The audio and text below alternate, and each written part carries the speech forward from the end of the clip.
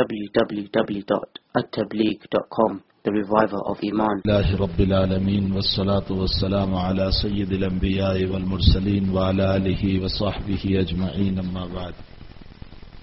قال النبي صلى الله تعالى عليه وسلم لا يؤمن أحدكم حتى أكون أحب إليه من والده وولده والناس أجمعين.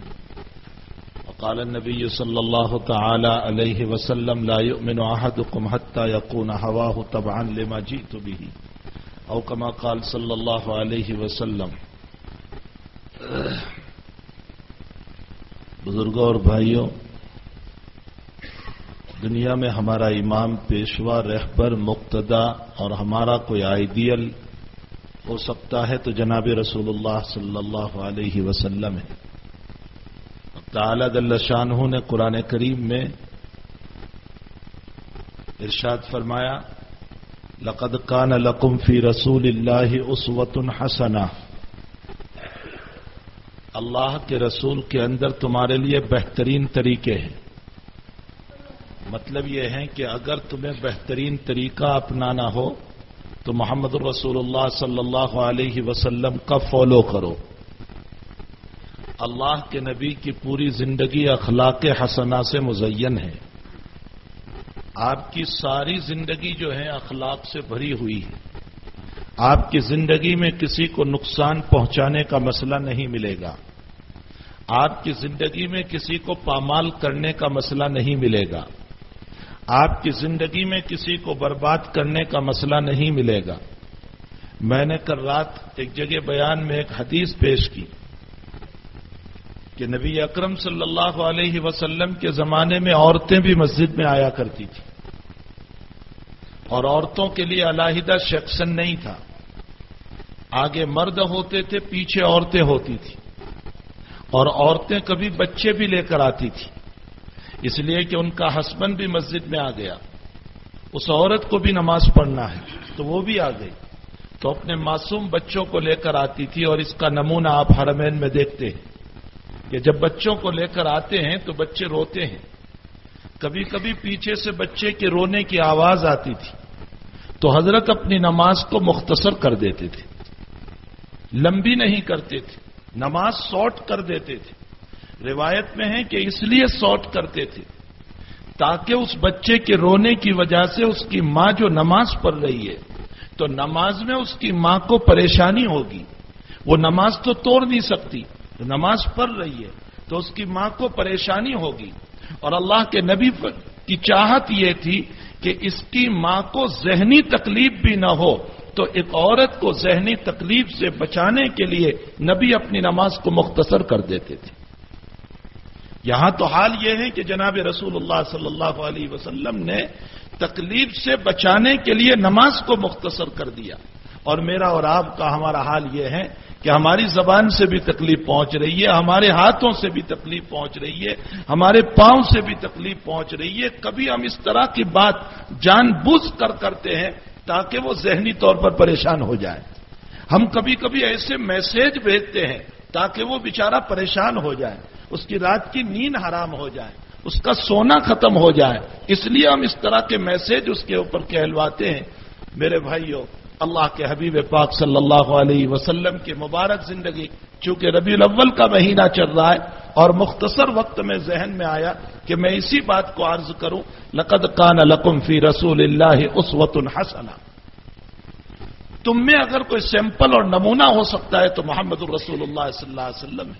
علماء نے لکھا ہے کہ اخلاق کی 3 قسمیں ہیں: خلق حسن، خلق کریم اور خلق عظیم.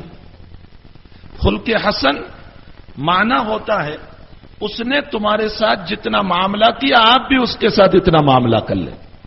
اس نے تمہیں تھپڑ مارا، تم بھی ایک تھپڑ مار لو. اس نے تمہیں آنکھیں بتائی، تم بھی آنکھیں بتا لو. قرآن کریم میں اللہ تعالیٰ نے اس کو بیان فرمایا، جزاء سیئۃ سیئۃ بمثلھا. جتنا اس نے کیا اتنا آپ اس کے ساتھ کر لو. اس کو کہتے ہیں خلق حسن. ایک ہے خلق کریم. خلق کریم کا معنی ہوتا ہے اس نے تمہارے ساتھ جو معاملہ کیا تم اس کے ساتھ ایسا معاملہ نہ کرو بلکہ اسے معاف کر دو، اسے درگزر کر دو، چھوڑ دو. قرآن کریم میں اللہ نے اس کو بھی بیان فرمایا، فمن عفا واصلح فاجرہ علی اللہ، اگر تم نے معاف کر دیا، صلح کر لی، درگزر کا معاملہ کر دیا، تو تمہارا بدلہ اللہ تمہیں عطا کرے گا۔ اور اس کے لیے نبی کی زندگی بھری ہوئی ہے، مجھے اس کی طرف کوئی ضرورت نہیں ہے کہ میں ان ساری روایات کو مختصر وقت میں پیش کروں۔ اس کو کہا جاتا ہے خلق کریم، اور اس سے اوپر ایک خلق عظیم ہے۔ نبی علیہ الصلوۃ والسلام کے باب میں خلق عظیم اللہ نے فرمایا، انک لعلی خلق عظیم، آپ خلق عظیم کے اوپر ہیں۔ خلق عظیم کس کو کہا جاتا ہے؟ تمہارے ساتھ کسی نے کوئی معاملہ کیا تو تم بدلہ نہ لو، معاف بھی کر دو، اور صرف معاف کرنا نہیں بلکہ اس پر احسان بھی کر دو۔ یہ نبی کی شان تھی، اس کو خلق عظیم کہا جاتا ہے کہ صرف معاف کرنا نہیں بلکہ اوپر سے اس پر احسان بھی کرنا ہے۔ فتح مکہ کے موقع پر نبی اکرم صلی اللہ علیہ وسلم نے صرف معاف نہیں کیا بلکہ ان پر احسان بھی فرمایا کہ ان کو ایمان میں داخل کر کے ان کو جنتی بنا دیا۔ اور اس سے آگے عبداللہ ابن ابی، منافقوں کا سردار، بخاری شریف میں روایت ہے، جب اس کی موت کا وقت آیا تو اس نے اپنے بیٹے حضرت عبداللہ رضی اللہ تعالی عنہ، صحابی رسول، باپ پکا منافق، بیٹا پکا صحابی، اپنے بیٹے سے کہا، بیٹا میں جب مر جاؤں تو تیرے نبی سے کہنا میری جنازے کی نماز پڑھائے۔ بیٹا اللہ کے نبی کی خدمت میں آیا اور فرمایا، یا رسول اللہ صلی اللہ علیہ وسلم، جی نہیں چاہتا تھا کہنے کو، مجھے معلوم ہے کہ میرا باپ کتنا غدار، کتنا آپ کو ایذا پہنچانے والا، تکلیف پہنچانے والا، عائشہ صدیقہ پر الزام رکھنے والا، پوری نبوت کو بدنام کرنے والا، یہ کوئی معمولی آدمی نہیں، آپ کو بہت نقصان پہنچایا ہے، لیکن چونکہ باپ کی وصیت تھی کہ آپ کو یہ پیغام پہنچاؤں کہ آپ جنازے کی نماز پڑھائیں، ابا کا پیغام لے کر آیا ہوں، اگر آپ نماز پڑھا دے تو۔ حضرت نے فرمایا، جنازہ تیار ہو جائے تو مجھے بتانا، میں نماز پڑھاؤں گا۔ خلق عظیم، صرف معاف نہیں کیا، احسان کیا۔ جنازہ تیار ہوا، حضرت نماز کے لیے تشریف لائے، حضرت عمر نے پیچھے سے کپڑا کھینچا، اللہ کے حبیب آپ کس کی نماز پڑھا رہے ہیں؟ آپ کس کی نماز پڑھا رہے ہیں؟ جس نے زندگی پر آپ کو ستایا، آپ اس کی نماز پڑھا رہے ہیں۔ حضرت عمر فرماتے ہیں، میرے نبی کی گستاخی پوری زندگی میں صرف اس مرتبہ ہو گئی کہ میں نے دامن کھینچا، میں نے کپڑا کھینچا۔ تو حضرت مسکرائے اور فرمایا، عمر نماز پڑھا لینے دے، اگر میری نماز سے اس کی بخشش ہو سکتی۔ آپ نے نماز پڑھائی، اپنا کرتا مبارک لے کر آئے تھے، پیراہن لے کر آئے تھے، فرمایا اس کے کفن میں ڈال دو، دوسرا احسان۔ اور جب اس کو قبر میں رکھ دیا گیا تو بخاری شریف کتاب الجنائز میں ہے، فرمایا اس کو نکالو، نکالا، اس کے منہ کو کھولا، اور اللہ کے حبیب پاک صلی اللہ علیہ وسلم نے اپنا لعاب مبارک، اپنا تھوک مبارک اس کے منہ میں ڈالا اور فرمایا، میرے لعاب سے بھی اس کی بخشش ہو سکتی ہو تو میں دینے کے لیے تیار ہوں۔ اس کو خلق عظیم کہا جاتا ہے، انک لعلی خلق عظیم۔ میرا اور آپ کا جو اس بات کے دعوے دار ہیں کہ ہم نبی کے عاشق، ہم نبی کے دیوانے، ہم نبی کے گرویدہ، ہم نبی کے طور و طریق پر چلنے والے، میرے بھائیوں، ان کا حال یہ ہے کہ اگر میری کسی سے بنتی نہیں اور وہ صف اول میں ادھر کھڑا ہے تو میں ساتھ کھڑے ہونے کے لیے بھی تیار نہیں، میں رخ بدل دیتا ہوں، میں دوسری طرف چلا جاتا ہوں، میں میری بہن کو معاف نہیں کرتا، میں اپنے بھائی کو معاف نہیں کرتا، میں اپنے باپ کو معاف نہیں کرتا، میں اپنی ماں کو معاف نہیں کرتا، میں اپنے دوست کو معاف نہیں کرتا۔ کیا یہی محمد الرسول اللہ صلی اللہ علیہ وسلم کی اتباع ہوگی؟ کیا یہی حضور پاک صلی اللہ علیہ وسلم کی زندگی کا فالو ہوگا؟ کیا اسی کا نام اتباع نبوی اور حب رسول کہا جائے گا؟ جبکہ ہم میں اور آپ میں زمین و آسمان کا فرق ہو گیا۔ علماء نے ایک بہت پیاری بات لکھی کہ ہم میں اور ہمارے اکابر میں فرق کیا ہے۔ فرمایا، فرق یہ ہے کہ ہمارے اکابر چھوٹی چھوٹی سنتوں کو بھی تلاش کر کے عمل کرتے تھے، یہ بھی نبی کی سنت، یہ بھی نبی کی سنت، اور ہمارا حال یہ ہے کہ ہم یہ کہہ کر چھوڑ دیتے ہیں، سنت ہی تو ہے، نہیں بھی کریں گے تو کیا ہوگا؟ ہے کہ نہیں؟ ہم سب اپنے سینے میں جھانک لیں کہ ہم سنت سمجھ کر چھوڑ دیتے ہیں یا نہیں؟ امت کا حال یہ ہو گیا کہ صرف فرائض ادا کر رہے، واجبات کو ادا کر رہے اور سنت کو چھوڑ رہے ہیں۔ میرے بھائیوں، کسی سنت کو حقیر نہ سمجھو، کسی عمل کو معمولی نہ سمجھو، نبی کی ادنا طریق کو بھی حقیر نہ جانو۔ خود نبی کریم صلی اللہ علیہ وسلم کا ارشاد گرامی ترمذی شریف میں حضرت امام ترمذی رحمۃ اللہ علیہ نے نقل فرمایا، لا تحقرن من المعروف شیئا ولو ان تلقى اخاك بوجه طلق، فرمایا کسی ادنا سنت کو، ادنا عمل کو، چھوٹی بات کو، چھوٹی نیکی کو حقیر نہ سمجھنا، حتیٰ کہ تم اپنے بھائی کو مسکرا کر مل رہے ہو، محبت سے مل رہے ہو، اس کو بھی حقیر اور چھوٹا نہ سمجھنا، کیا معلوم اللہ راضی ہو کر اسی پر مغفرت فرما دے۔ سفیان ثوری رحمت اللہ علیہ کے بعد میں نے کل پرسوں بھی یہ واقعہ سنایا تھا کہ سفیان ثوری رحمت اللہ علیہ حدیث شریف لکھ رہے تھے، ان کی وفات ہو گئی، بڑا امام ہے، محدث ہے، مفسر ہے، فقیہ ہے، امام ابو حنیفہ علیہ الرحمہ کا ہم زمان ہے سفیان ثوری رحمت اللہ علیہ، حدیث شریف لکھ رہے تھے۔ اس زمانے میں لکڑی کے قلم ہوتے تھے، روشنائی میں دبو کر لکھا کرتے تھے۔ آپ نے روشنائی میں قلم دبویا اور پھر لکھنے لگے، اتنے میں مکھی آ کر کے بیٹھ گئی روشنائی کے اوپر۔ سفیان نے سمجھا کہ شاید بیچاری پیاسی ہے، چلو اس کو پی لینے دو، اس کے بعد میں لکھنا شروع کروں گا۔ 2 منٹ آپ رک گئے، جب مکھی اڑ گئی تو پھر اس کے بعد آپ نے حدیث شریف کو لکھنا شروع کیا۔ سفیان جب آپ کی وفات ہو گئی رحمت اللہ علیہ، کسی نے خواب میں پوچھا کہ کیا حال گزرا؟ آپ نے فرمایا مجھے تو یہ تھا کہ حدیثوں پر بخشش ہوگی، تفسیر پر ہوگی، فقہ پر ہوگی، لیکن ان میں سے کسی بات کا ذکر نہیں ہوا۔ فرمایا کس پر؟ فرمایا اللہ تعالیٰ نے مجھ کو یوں کہا، سفیان تیرا ایک چھوٹا سا عمل میرے پاس ہے، میں اسی پر تجھے معاف کر دیتا ہوں۔ فرمایا وما ہی یا ربی، وہ عمل کیا ہے میرے مولا جس پر تو مجھے معاف کر رہا ہے؟ تو اب تعالیٰ جل شانہ نے فرمایا کہ تو حدیث شریف لکھ رہا تھا، مکھی بیٹھی، تو نے سوچا کہ چلو اس کو پی لینے دو، تو نے میری ایک چھوٹی سی مخلوق پر رحم کیا، اسی کی بدولت میں تجھے معاف کر دیتا ہوں۔ اسی کو فرمایا جناب رسول اللہ صلی اللہ علیہ وسلم نے، لا تحقرن من المعروف شیئا ولو ان تلقى اخاك بوجه طلق، رواہ الترمذی، اے لوگو کسی چھوٹے عمل کو، چھوٹی سنت کو چھوٹا نہ سمجھو، تمہیں کیا معلوم کہ وہ نبی کا عمل ہے اور اللہ تعالیٰ اسی پر ہماری بخشش فرما دے۔ ہمیں چاہیے کہ اپنی زندگی میں محمد الرسول اللہ صلی اللہ علیہ وسلم کے طور و طریق کو زندہ کریں، ان طریقوں پر تلاش کر کے سنتوں پر عمل کریں، یہی ہماری زندگی کا سرمایہ ہے۔ قبر میں پہنچیں گے، اللہ نہیں پوچھے گا تو کس کا خلیفہ تھا، تو کس کا مجاز تھا، تجھے کس نے اجازت دی تھی، تو کس سے بیعت ہوا تھا، وہاں تو یہی پوچھا جائے گا میرے نبی کے طریقے کتنے تھے، من ربک ومن نبیک۔ اس لیے ہمیں آقا صلی اللہ علیہ وسلم کی زندگی کو اپنانا ہے۔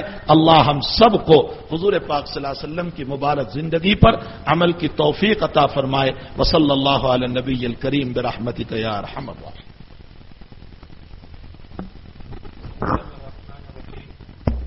Briefly, they say in Persian, Samandar that Maulana has taken the entire ocean and has put it in a cup. And that cup also is now diluted, and I have to give it to you in a teaspoon. Maulana says in his entire discourse today that Allah subhanahu wa ta'ala has given us Rasulullah sallallahu alayhi wa sallam as a leader. And Rasulullah sallallahu alayhi wa sallam undoubtedly is the best of leaders. He is the most amazing and unique person ever to follow. The qualities of Rasulullah sallallahu alayhi wa sallam were such that in any given situation, he would always make sure that no one must be inconvenienced in any way. To the extent in the initial stages of Medina Munawwara, the ladies would come to the masjid to perform salah. And there was no separate accommodation, they would read behind the males in the masjid. And because the ladies would come, naturally there would be mothers, there would be children with them, and the children would cry while Nabi Sallallahu Alaihi Wasallam was making imamat and while the ladies were following him in salah. Maulana says that Nabi alayhi salam was so mindful that mentally these ladies not be caused any sort of difficulty in the least. He would shorten his salah so that the crying of the children don't inconvenience the ladies. Maulana further goes on to say, he said if Nabi Sallallahu Alaihi Wasallam could shorten his salah so that the ladies not be inconvenienced, sometimes the messages we send, the broadcast we send, the things we utter are actually meant to inconvenience people. What a discrepancy between the two. Maulana says it is the month of Rabiul Awwal, and one of the things that Maulana said he thought he'd touch about is the character of Rasulullah sallallahu alaihi wasallam. In terms of character, there are three categories: khuluqun hasan, khuluqun kareem, and khuluqun azim. There is one, a person, he's good to you, you good to him. He's bad to you, equally you bad to him. He swears you one, you swear him one. He claps you one, you clap him one. He gives you 10 rand, you give him 10 rand. Things are equal. Then you get one better than that. That if someone is bad to you, you forgive, you overlook, you don't take it too much to heart. He's bad to you, you've just passed it and life goes on. Then you get one which is called khuluq azim. Khuluq azim means the person is bad to you, he harms you, he inconveniences you, he does everything negative towards you. Not only do you forgive him, but in return you are good to him. He says there are so many such examples in the history of Rasulullah sallallahu alaihi wasallam. Hazrat Abdullah bin Ubay bin Salul, his father was a munafiq, a true and true munafiq. So the father was a true and true munafiq, the son was a true and true sahabi. So the father tells the son as he's about to leave this world, when I leave this world, you must tell your Nabi to make my janazah. The son says, O Nabi of Allah, I come to you in a predicament.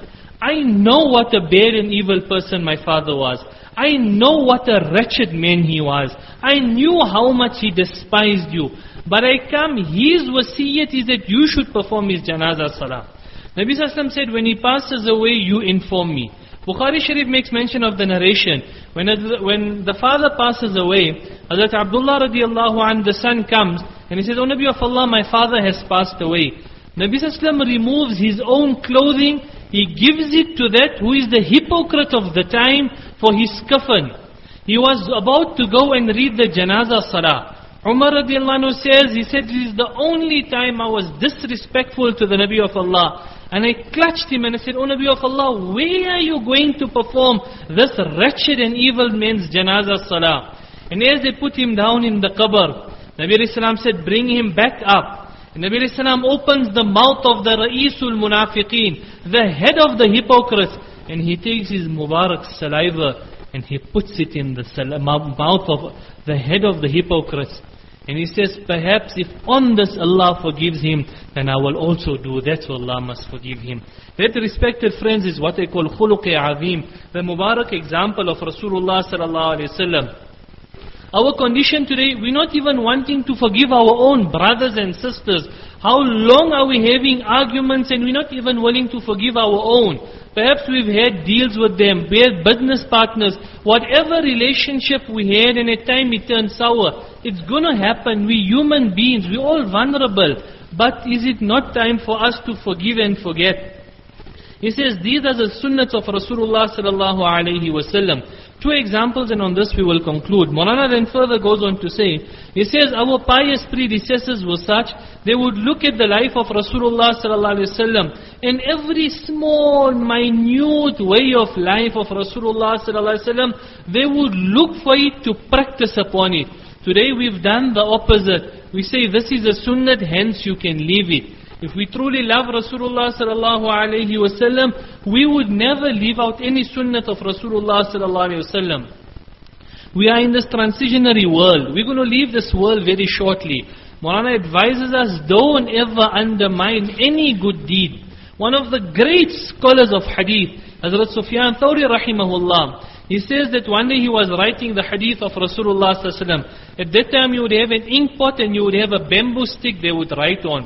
And on that, he was writing the hadith of Rasulullah sallallahu alaihi wasallam. And a fly came and it edged on the pen of Abdul Sufyan Thawri rahimahullah. So he thought, well, it's probably thirsty, it's hot. Let him drink, finish. After he drinks, I'll carry on writing the hadith. Sufyan Thawri rahimahullah says, I thought when I leave this world, probably because I done some service of Quran, I done some service of hadith, I was a great sheikh, I was a pious personality, on something Allah will forgive me.